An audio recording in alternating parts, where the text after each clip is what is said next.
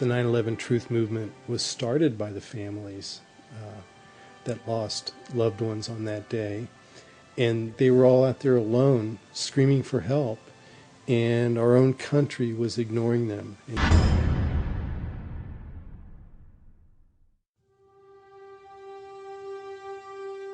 Most of us who have lived with the events of 9/11 have, as a result, experienced some kind of trauma. It can be very difficult to come to terms with what actually happened at the World Trade Center. In fact, someone told me recently, "I wouldn't believe what you're telling me even if it were true." Our petition signers with psychological expertise have stepped forward to offer their insight. These experts in psychology highlight their valuable experience for us as to why this evidence can still be so difficult for people to accept. As we know, the horrors of what happened on 9/11 were televised all over the world, and they were televised, in fact, live. We witnessed the deaths of almost 3,000 of our fellow Americans. We know this had a very severe and traumatic impact on a majority of the population. At this point, we have 9 years of hard scientific evidence that disproves the government theory about what happened on September 11th, and yet people continue to be either oblivious to the fact that this information exists or completely resistant to looking at this information. So the question becomes why? Why is it that people have so much trouble hearing this information? From my work, I think we would be remiss not to look at the impact of trauma. Many people respond to these truths in a very deep way. Some have a visceral reaction like they've been punched in the stomach. To begin to accept the possibility that the government was involved is like opening Pandora's box. If you open the lid and peek in a little bit, it's going to challenge some of your fundamental beliefs about the world. If we can think of our worldview as being sort of our mental and emotional home, I think all of us will do just about anything to defend our homes, to defend our families. And so I see that with people, and I saw that with myself when my brother tried to talk with me about it, of don't mess with me, don't mess with my home, don't mess with my comfort with how things are. About a week later, I read a lengthy article by Professor Griffin about why he believes the official account of 9/11 cannot be true. And it was a very well-researched article. It was in my office at the time. I sat there and I felt my stomach churning. I thought maybe I was going to be sick. And I leaped out of my chair and ran out the door and took a long walk around the block, around several blocks, and just broke down. I understand now that what was happening was my worldview about my government being in some way my protector, almost like a parent, had been dashed, and it was like being cast out into the wilderness, I think is the closest way to describe that feeling. And I sobbed, felt like the ground had completely disappeared beneath my feet. And I knew at some point during the walk that I knew that I was going to have to become active in educating other people about this, that for me to retain any sense of integrity, I was going to have to take some action. I couldn't just let something like this go. When we hear information that contradicts our worldview, social psychologists call the resulting insecurity cognitive dissonance. For example, with 9/11, we have one cognition, which is what the official story of 9/11, what our government told us, what our media repeated to us over and over, that 19 Muslims attacked us. On the other hand, we have what scientists, researchers, architects, engineers are now beginning to tell us, which is that there is evidence that shows that the official story cannot be true. So now we've lost our sense of security. We are starting to feel vulnerable. Now we're confused. 9/11 truth challenges the beliefs that our country protects us and keeps us safe, and that America is the good guy.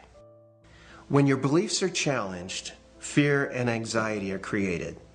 In response to that, our psychological defenses kick in, and they protect us from these emotions.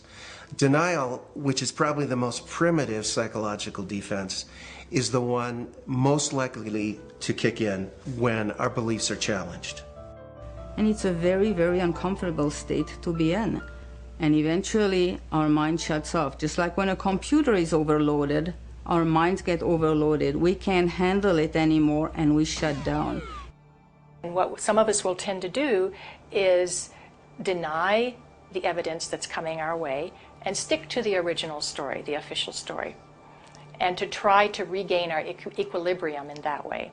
Another thing we can do is decide to look at the conflicting evidence and be sincere and be open-minded and look at both sides of the issue and then make up our own mind about what reality is. Here are a few of those spontaneous initial reactions to hearing the contradictory evidence about 9/11. I don't want to know the truth, or I'd become too negative and psychologically go downhill. I'm not sure I want to know. If this is true, then up would be down and down would be up. My life would never be the same. Fran, I refuse to believe that many Americans could be that satanically treasonous. Someone would have talked. But these are beliefs. They are not scientific facts. But these beliefs do keep us from looking at the empirical evidence. Whenever we say, I refuse to believe, we can be sure that the evidence that's coming our way is not bearable and that it's conflicting with our worldview much too much. As I thought about all of these responses, I realized that what is common to every one of them is the emotion of fear. People are afraid of being ostracized, they're afraid of being alienated, they're afraid of being shunned, they're afraid of their lives being inconvenienced, they'd have to change their lives, they're afraid of being confused, they're afraid of psychological deterioration, they're afraid of feeling helpless and vulnerable. And they're afraid that they won't be able to handle the feelings that are coming up. None of us want to feel helpless and vulnerable. Healing comes through facing the truth, experiencing it, allowing the feelings to come in, so that if there are feelings of fear that perhaps these events were caused by something that we haven't thought about yet, dark elements within our society, for example, we'll let that come in and explore it. Let the light shine on whatever happened. This will be the most healing process. After World War II, part of the way that Jewish people honored the dead was by making sure that the truth was known and that the value of these people was respected. Not pursuing the truth about 9/11 disrespects the value of the life of the people that died. Thinking that we're above such things, that it could happen in other countries, but it couldn't happen here, that's a lack of humility, and that's excessive pride. And so not being able to see our dark side or our weaknesses is the most dangerous thing.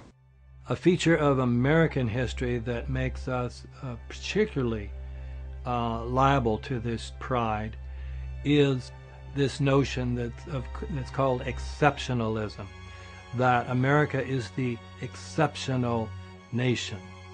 And that began from the beginning. As this country was formed, the people would say, well, there was so much evil in the European countries, so much cheating, so much lying, so much using the people for the ruler's purposes, but not in America. We have leaders that are free from those sins. So I think this has made 9/11 particularly difficult for Americans. So we need to understand that questioning is patriotic. Questioning is what we're supposed to do as citizens. That's our duty. When something like 9/11 happens, we need to be sure that we have a real investigation into who the perpetrators are, and then we need to be sure that those perpetrators are held legally accountable. It's part of the healing process on the individual level as on the collective level. We need the truth in order to heal. Please look at architects and engineers.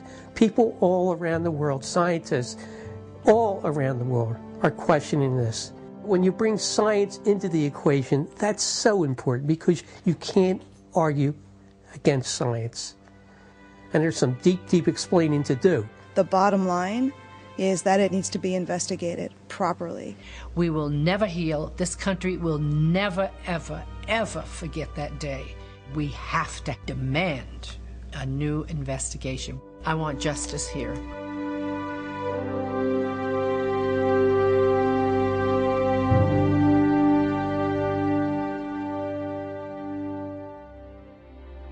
The forensic evidence that you've seen is very real.